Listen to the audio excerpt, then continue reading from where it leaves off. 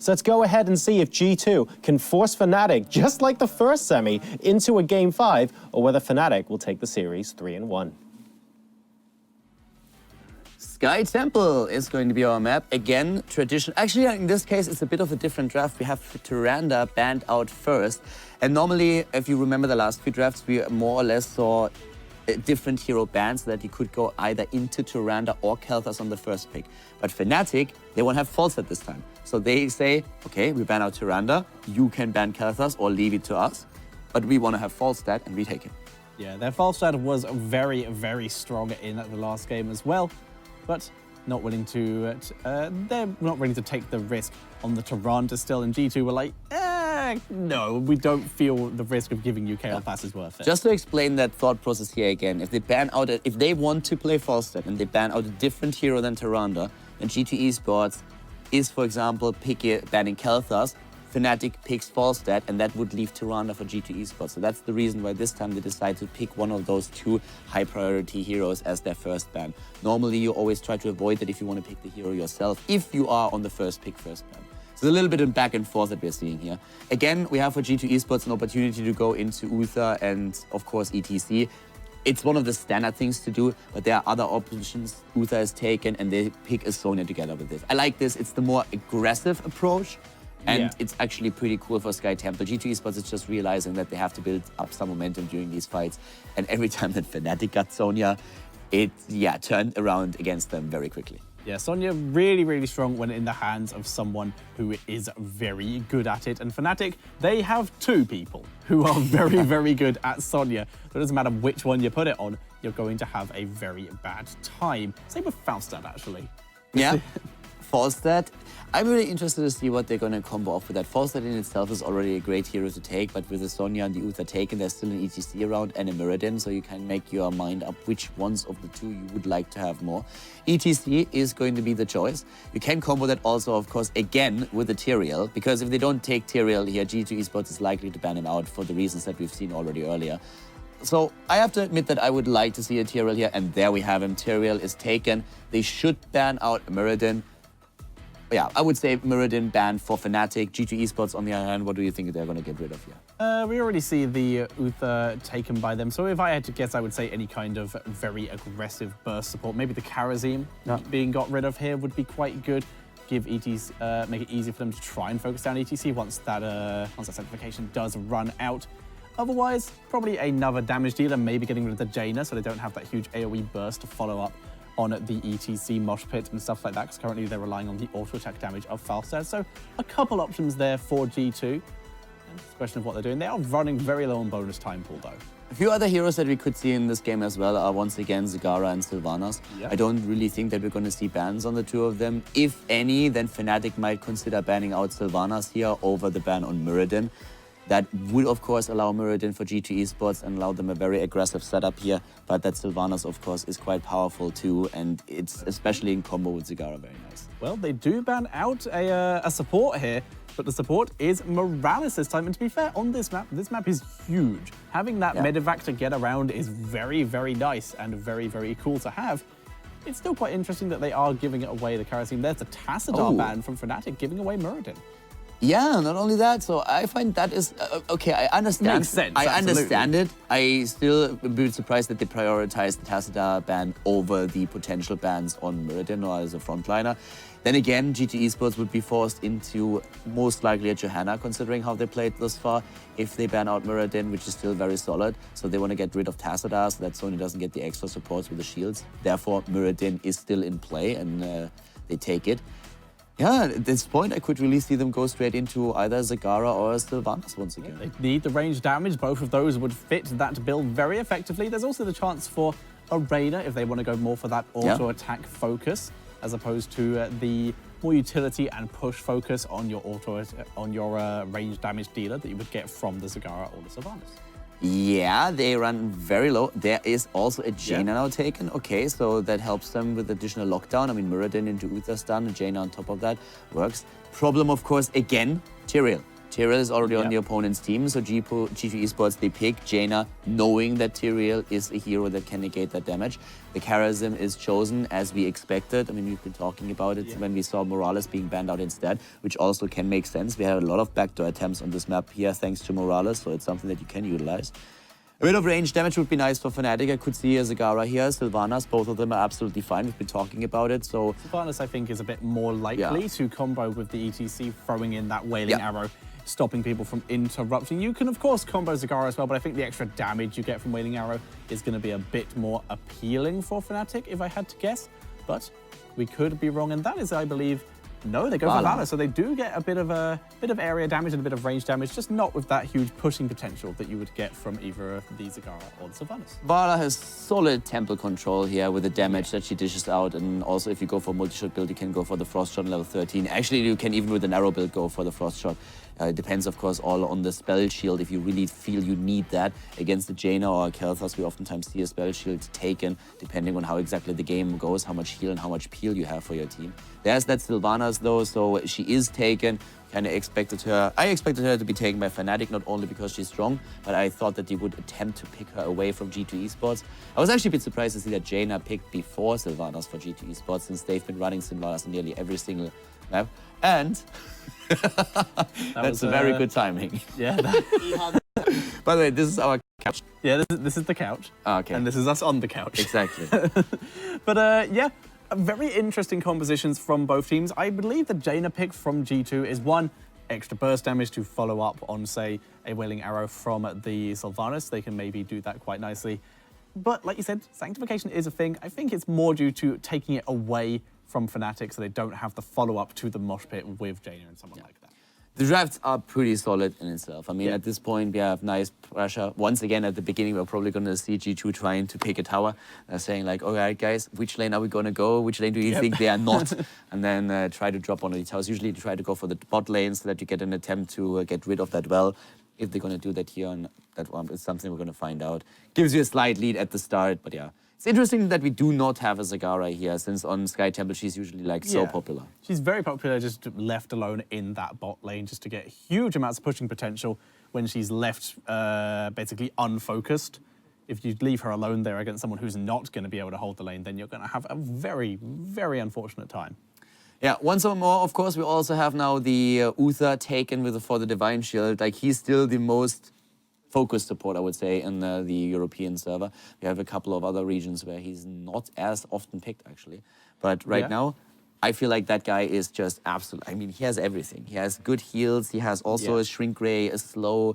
He has like everything that you want in a support, so a very powerful hero to take. He's not at the point where I would consider him ridiculously unbalanced, though. He seems very, very popular. He got nerfed. Since that Divine Shield nerf, he definitely has his weaknesses, because it's like, Divine Shield used, wait.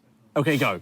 And that is a huge thing about him now. It's a very, very long cooldown, one of the longest in the games now. Yeah, and also he has, of course, the reduction on his ghost form where he could just like heal. Even if you dropped him, you had still had the heals going strong, and he was just like always moving in his ghost form. Uther, Q. Exactly, Q.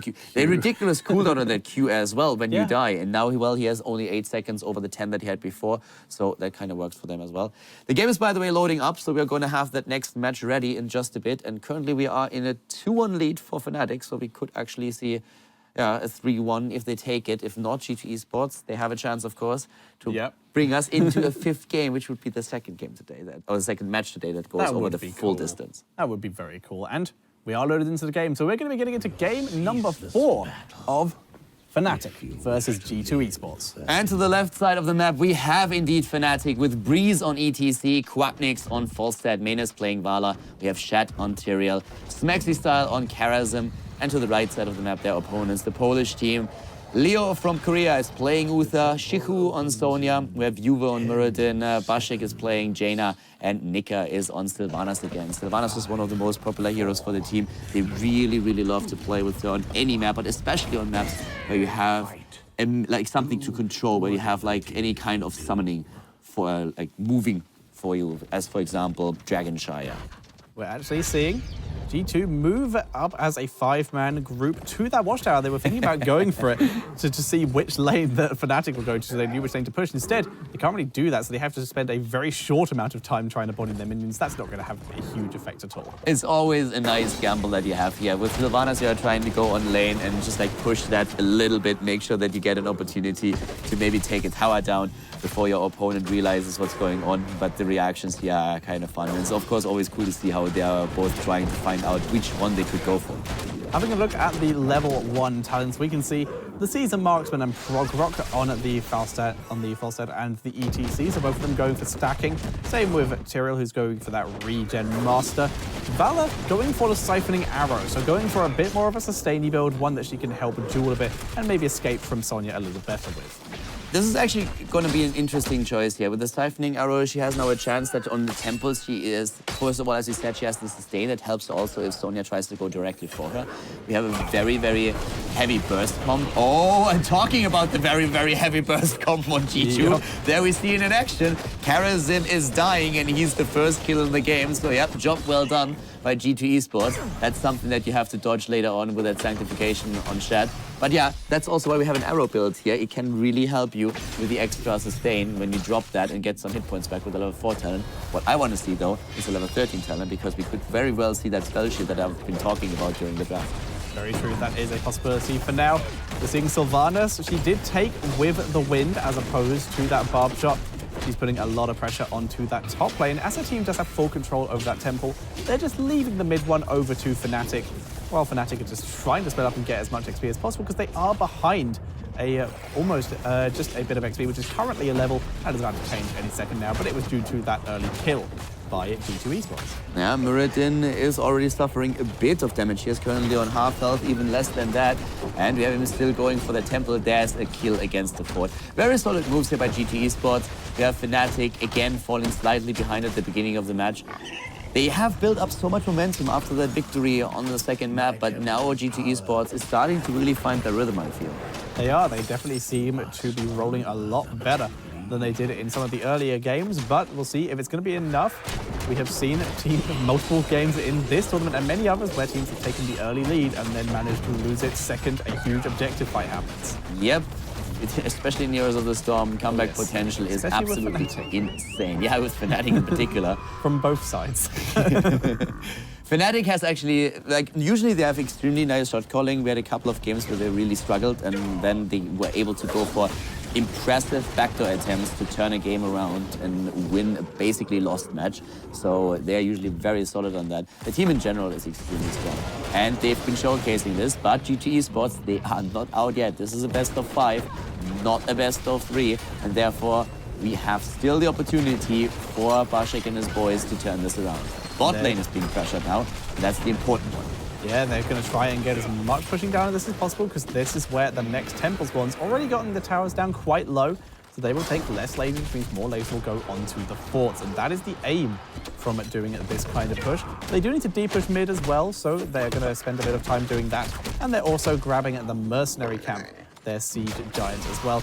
Quackix, though, is getting a bit of XP for his team here by staying in the top lane and also building up his stacks. Yeah, as far as that you're trying to just rotate to the top. Oh, he could be in a bit of trouble there. But yeah, you rotate into the top lane as soon as those 2 shrines are taken, because the next phase is going to spot a shrine at the bottom of the map, or a temple at the bottom of the map. And Falstad can, of course, fly down and use his mobility, and therefore he will stay at the top for as long as possible and try to secure that.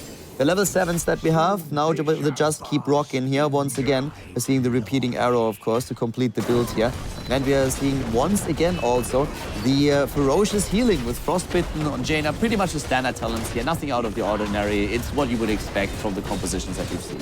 Yeah, and we're seeing G2 take advantage of the fact that Fnatic did actually split up a bit to get some XP so can deal with that mid lane, to immediately take all the towers from this bottom lane so that the temple will get some good shots. It's not only the towers, it's the well that's gone. Oh, now yeah. Suddenly they cannot well up anymore, so the sustain is much better for G2 Esports. This is a great spot for them to be in. If you are able to drop that well before that fight starts, you find yourself in a much better position, because when you take damage, you just move back, you go to your own well to get hit points and mana back, and you can go straight back into the fight. That is an option that Fnatic doesn't have anymore. So they are very unlikely that they are really going for this now. Yeah, G2 actually not wanting to fight over the rest of the temple. They're splitting up immediately and heading back to lanes, while Sylvanas going to go deal with these bruisers in the top lane. I feel that it's really just a reaction to that Bruiser camp pushing so hard against that fort up at the top that they're willing to give the last few shots up. They did a great job at the bot lane already pushing all of this, so it's still fine, but they could have like stolen the last ones, but they just decided that it's better for them to deal with Sylvanas at the top lane thanks to that camp. They seem quite comfortable with that. They're able to get quite a bit of XP. Both teams getting very close to level 10 at very similar times, but with a slight edge in favor of G2. And with Sylvanas up here, they could have been able to soak if it wasn't for the fact she'd actually, because she is Sylvanas, pushed the lane up so far that she can't safely soak it. So they're still going to hit level 10 a little bit earlier, though. Now we have level 10 ready, but level 10 should... Oh, they steal the camp away. Ah, that's mean. They steal the camp just in time. They get their level 10 ability so that they can pull that off. And also, Shat in quite a bit of trouble. Can he use the Druid's Might? He jumps away and escapes. Nice move on his part. Very well done. Now both of the teams are relying on the level 10 ability with, again, the 7-sided strike taken for Fnatic against eSports setup. Yeah, everything else is what we have been seeing before. The Mosh Pit, Mighty Gust, Strafe and Sanctification coming in for the rest of Fnatic. Looking at very strong here, and we already talked about the huge synergy that you get between the Sanctification and Strafe and Mosh Pit, for example. Yeah, for me, it's also interesting to see that they decide to go into the 7-sided strike. That shows a lot of trust into Tyrael to really get the Sanctification off with how heavy of a burst setup we have for G2 Esports. I could have definitely understood if they would have gone into both of the talents, Sanctification plus Divine Power. But in this case, they say, all right, Tyrael is going to be ready in those fights to use it when we need it, and we can go into the extra damage for Kalthas instead, for Charism instead. Yeah, I'm with you on that one. That is definitely a lot of trust placed here by Fnatic in their Tyrael player here. For now, though, they're beginning to push quite aggressively towards that Siege Giant camp in the bottom lane. Going to try and take that. Yuva almost getting caught out here while Fnatic is dealing with this. They're actually just going to leave this, though, in the fact that they can see the G2 are roaming their way down. Yeah, level 11 for both of the teams now. We didn't really have a big fight after the heroic abilities were dropped, but now both of the teams are starting to aim for the bottom temple. Nobody is really caring about what's going on up at the top. So they're still trying to fight for this. This is where you can really establish an advantage for yourself.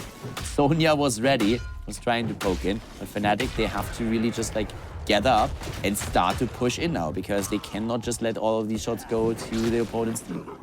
Yeah, and both teams, all heroics are available. They're beginning to move in.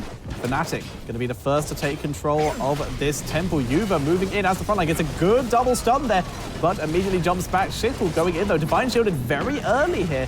Missing out on a lot of potential protection he could get. That damage, though. Oh, 3-man! And he's silenced right away. Great job by Sylvanas interrupting it, but the fight isn't over yet. A good strafe coming out of Mena, but it's a potential kill against Karasim. 7-sided strike keeps him still alive. That was well done by him. He nearly dropped Muradin there. I actually can't believe that Muradin survived.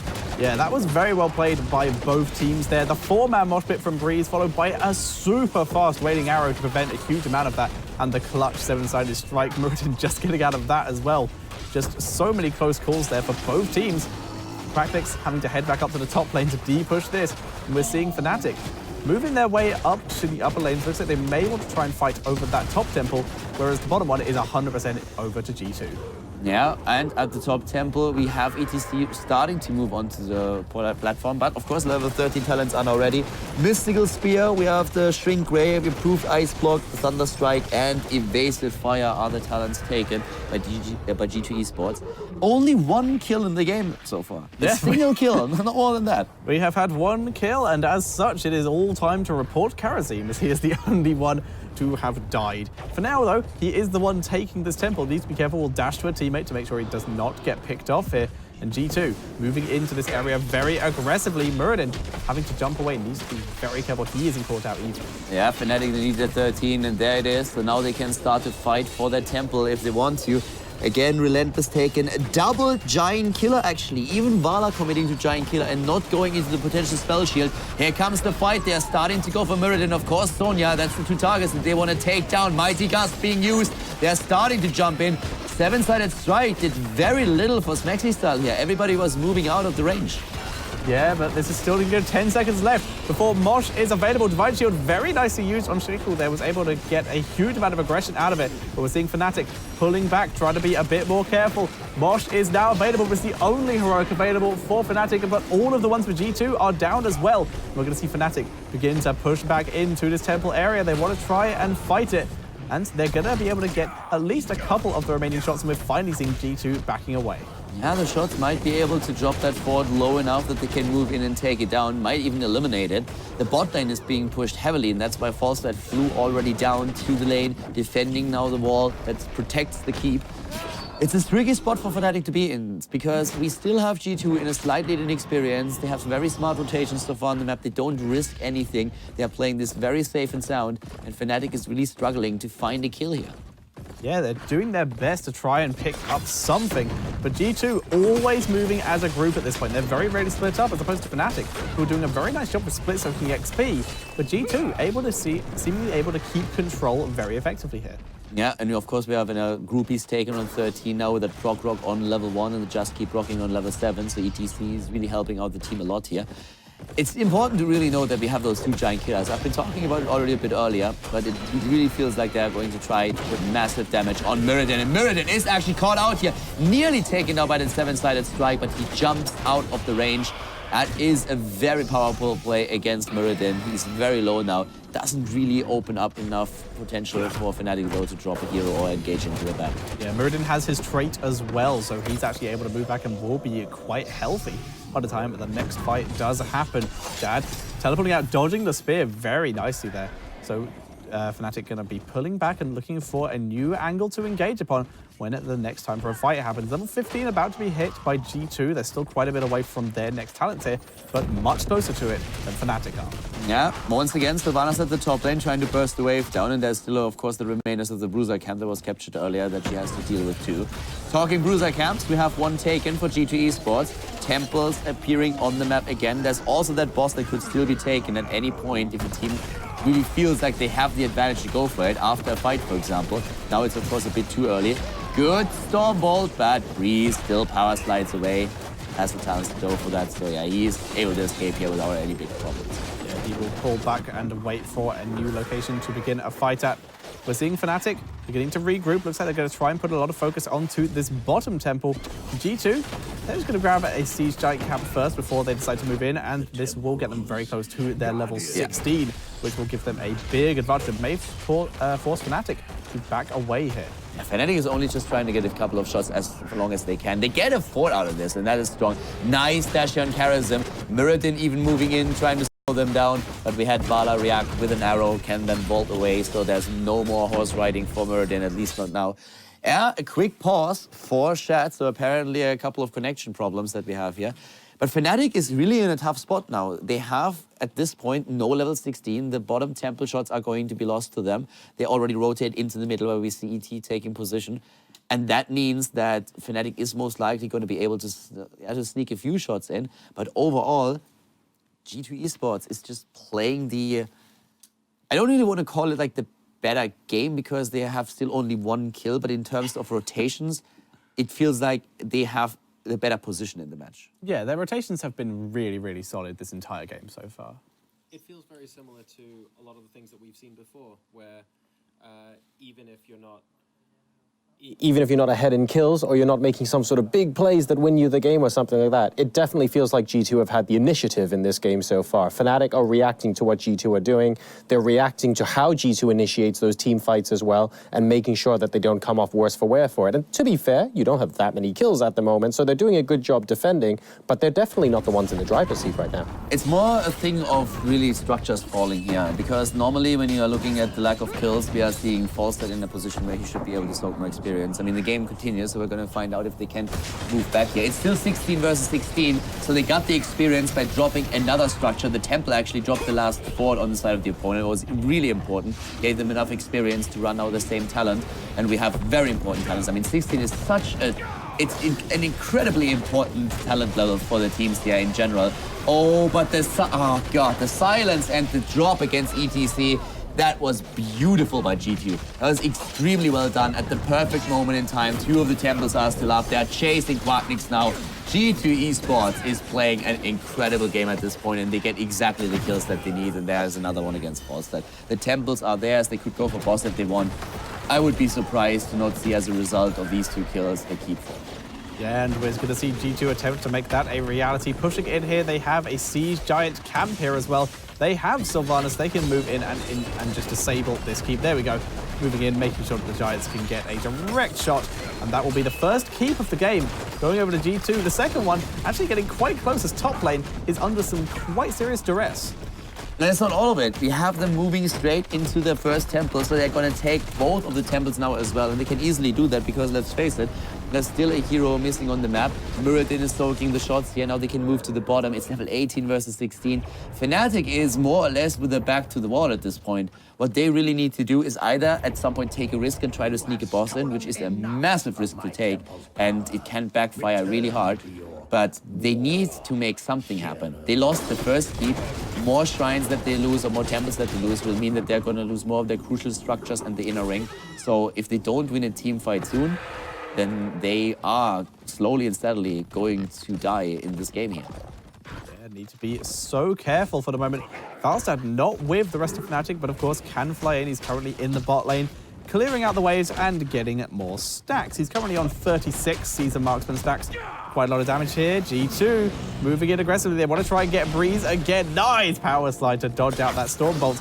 The spear, though, not able to land too much from that. It does just get healed up by Karazim there. Yeah, and G2 doesn't get too greedy here. They moved back right after they saw that they wouldn't get the kill immediately. But Jaina is in trouble. Maybe she dies. They get the kill. That was exactly what they needed. Maybe now they can start to snowball it from here. But Nena is low. That spear is going to hit soon. There it is. And the slam. And goodbye, Vala. Quacknix coming in from the side, going to try and avenge. There's the ferocious healing from Schickel here. Shad trying to get zoned down, but there is the Grey Holy Ground. But the Divine Shield, Schickel's alive, and they're turning this fight. They're turning it. ETC with a mosh pit. He captures Sylvanas, but the kill against not only Falstad, Vala and Falstad are down. They kill finally. She doesn't die. Sonya is absolutely indestructible here. She doesn't die. First of all, she gets the Divine Shield. Fnatic is getting wrecked here. This is insane. Sonya not dying. Falstad eliminated. Karazim also out. It looked like they could maybe win the battle as they dropped Jaina, but it turns against them again, and that is such a great position for G2 Esports to be in. Yeah, this is incredible. Having to take the very long way around back to base, getting stunned up. There we go, able to get out thanks to Breeze and Secure Stun. In comes Vader with the strafe here. They're going to try again some revenge here. Did G2 overextend? Blood for Blood even used on Leo from Korea here to try and finish him off here. But Breeze not. Okay, yes, he is willing to dive that far in on Zasheko, and it was a huge mistake. Again, I mean, Sonya the entire time, like 0 hit points, turns around, spear to the face, there's a slam, next kill, whirlwinds away, gains a few hit points, and the same thing continues. As a wise man once said, if you have more than 0 health, you're ready to go. Sonya, down goes Tyrael as well. Sonya getting it on the health back from the minions. Quacknix, he is in between. He has redemption. Oh, Maida gets taken down as well. Yeah, Uther, he's back. 7-sided strike does quite a bit of damage, but it's not enough. Sonya continues forward with the Divine Shield. Quacknix gets over the wall. That might allow him to escape here. Smexy is in full retreat as well on the other side, and Quacknix will get out of here. The Sky Temple slaughter. Sonya is single-handedly taking them apart right now, with the help of Uther, of course. Uther with great heals in this game. And G2 Esports, they're doing it. Yeah. They are doing it. They equalize the series. We are going to see a 5th game. 3 seconds for Moshpit. Moshpit is now back, so Breeze, it's basically up to him to do something here. But who do you get? He needs Sonya, but he's not even on the right side. He gets 2 people, but he's interrupted. And that is GG. And we're going to a game number 5, 2-2. Fnatic versus G2. Yeah, unless Breeze decides or suddenly discovers that ETC has a new heroic ability that is called Kill Everybody by pressing a button.